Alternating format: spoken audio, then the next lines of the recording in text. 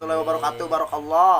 Kami sedang bersama orang yang saat ini mengalami mungkin gangguan otak, gangguan mental, gangguan-gangguan apa yang pasti orang ini 75% dari Gangguan jiwa 80. kebiasaan pada umumnya.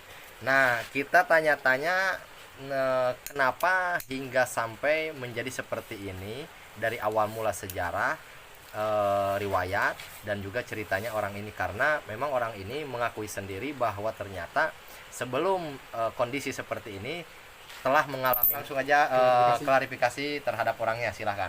Jadi gimana ceritanya awal mula dari kecil? Jadi cerita Nama. Jadi aneh begini Pak Ustadz, maaf semuanya mungkin yang udah kenal sama aneh Sepelabuhan Ratu atau Sukabumi atau Jakartanya ya. Jadi awalnya itu cerita anak itu benar-benar sih biasanya ngaji, getol, sekolah, fokus. Bahkan di pesantren juga alhamdulillah dulu mah juara dakwah, ngaji kitab, juara. Cuman aneh itu awal-awal itu takut mati karena ada teman aneh meninggal tabrakan awal itu. Jadi pikiran.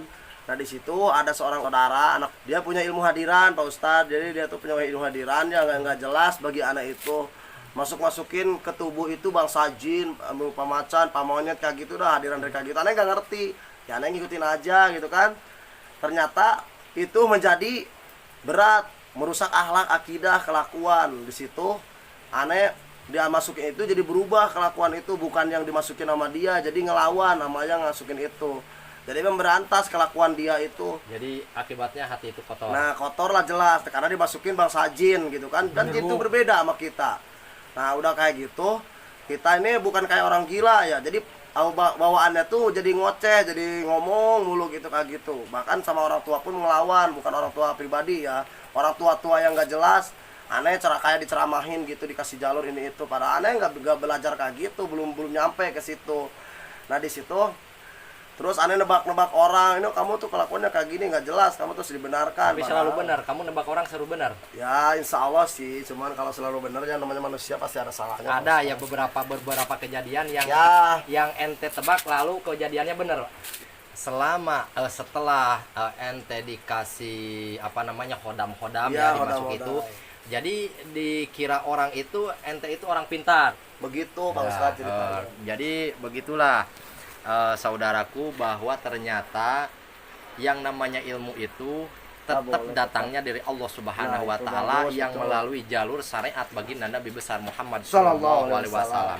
Dan ketika materi ilmu, apa yang disebut dengan ilmu yang datangnya tidak dari baginda Nabi besar Muhammad Sallallahu Alaihi Wasallam, maka ilmu itu akan menjadi akibat atau berdampak buruk kepada orang yang mencarinya atau menggelutinya. Setidaknya orang itu akan bertentangan dengan syariat. Oleh karena itu saya pernah sampaikan bahwa yang namanya ilmu-ilmu seperti yang dikatakan baru saja, hodam-hodam dan nebak-nebak orang, dan itu sebenarnya tidak ada dari syariatnya, dari baginda Nabi besar Muhammad Sallallahu Alaihi Wasallam. Dan itu dapat menjadikan hati kita itu suudon, hati kita itu gampang suudon, hati kita itu buruk, hati kita itu tidak tentram. Sekiranya kita menginginkan hati kita tentram, hati kita nyaman, hati kita indah, hati kita bersih, hati kita jauh daripada suudon, maka hindarilah ilmu-ilmu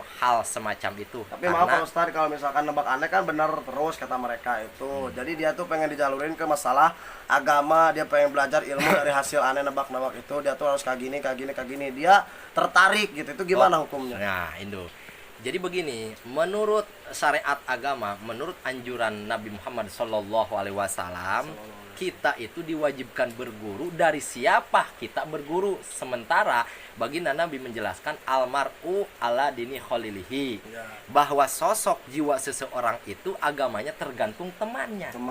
Nah, manakala kita berteman dengan seseorang, maka ada kadar, ada batasan menjalankan kehidupan itu dari teman atau kawan kita. Oleh karena itu jangankan berguru, berteman saja kita harus hati-hati, apalagi Ya, itu maaf berguru. lagi Pak Ustadz, kan aneh berteman dengan siapa aja nih. Ya. Jadi aneh itu buruknya itu karena berteman dengan orang mabuk, orang pezina, orang maling, pokoknya orang bencong-bencong. Aneh kenal dulu karena aneh pernah di stasiun televisi ya. Nah itu bingung sih aneh tobatnya itu kayak gimana gitu, udah kelakuan laknatullah. Oke. Jadi joget-joget aneh udah lakuin gitu, kayak gimana? Pergaulan seperti itu emang ada kalanya diperbolehkan, bukan baik tapi diperbolehkan, Diperbolehkan, manakala diperbolehkan. tujuannya untuk dakwah, untuk kemana sih mengajak. anak dakwah Nah itu, juga. tetapi kalau kita menggauli orang-orang seperti itu hingga sampai kitanya terjerumus ke dalam kesesatan, terjerumus kepada perbuatan-perbuatan akhlak-akhlak maksiatnya mereka, maka itu otomatis Jadi, sekaligus maaf dilarang. lagi. Ini aja sekarang mah simpulkan saja, jangan terlalu membahas lebar mengenai tentang jalur ini, karena ini kan sedang membicarakan jalur mengenai penjualan. ya udah, Nah, ya, nggak usah ya, nggak usah Ya, dijelaskan. Jadi gini, anda simpulkan ya, anda simpulkan. Ya benar, maaf. Jadi ternyata saudaraku, orang ini dulunya itu bukan dulu, bahkan sekarang Sekarang juga pun masih, udah 14 tahun udah pokoknya. diam, antum diam. Nah, orang ini ternyata sekarang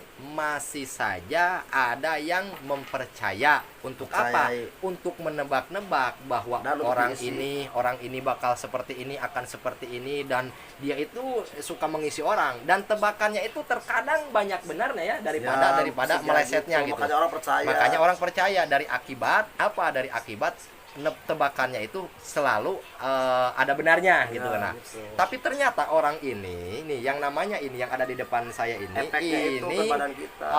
orangnya belum pernah sama sekali masuk pesantren, mengkaji kitab-kitab ulama, hadis-hadis, apalagi Betul. Al-Quran yang dinamakan dengan akidah, yang dinamakan dengan ilmu fikih, tasawuf, dan lain sebagainya. Ini total sama sekali. Nah, bagaimanakah menurut saudara, apakah orang ini bisa mendunia sebagai orang hikmah, atau orang yang bisa dijadikan tuntunan, atau orang yang bisa didatangi sebagai pemecah solusi atau pembuka solusi masalah dan lain sebagainya, terutama dalam hal-hal yang gaib? Itu sangatlah mustahil. Yang ada akan menyesatkan, betul? Kecuali nyata orangnya, kalau gaib itu. mustahil. Jadi begini, kalau memang ingin membantu orang, meluruskan orang, itu ada jalurnya. Bukankah kita itu sebelum menerangkan orang lain, menjelaskan orang lain, mengajak orang lain, kita dulu harus tahu, kita dulu harus menguasai, kita dulu harus paham. Mana mungkin orang yang belum pernah sama sekali belajar agama, orang itu mengajak kepada agama. Itu tidak mungkin, karena agama itu wajib dipelajari dan harus ada penuntun. Siapa menuntun dalam agama kita itu? Adalah baginda Nabi besar Muhammad Shallallahu Alaihi Wasallam. Lawanajala Musa pataba tumuh watorok tumuni ladolatum. Kata baginda Nabi, jangankan kalian, jangankan kamu, jangankan orang yang sekalipun tinggi pecinya, sorbannya, kebrai, panjang, sekalipun Nabi Musa, lawanajala Musa, sekalipun Nabi Musa dihidupkan kembali, andai kata bersosial dengan kita, kata baginda Nabi, patabatumu, lalu kita ikuti syariatnya Nabi Musa, kita ikuti apa-apa yang dijalankan Nabi Musa, watarok tumuni, dan kita tidak menjalankan syariatnya baginda Nabi besar Muhammad Shallallahu Alaihi Wasallam, la dolaltum, maka kata baginda Nabi, kalian pasti tersesat. Nabi Musa saja jika diikuti pada masa ini sudah tersesat, apalagi orang macam kalian yang tidak belajar ilmu agama sama sekali, yang hanya taunya dengan perasaan bahwa kita itu ternyata orang yang hebat di sisi Allah, penuh dengan tasbih, penuh dengan dikir, penuh dengan wirid-wirid dan lain sebagainya, tetapi tidak diarahkan terhadap syariat-syariat.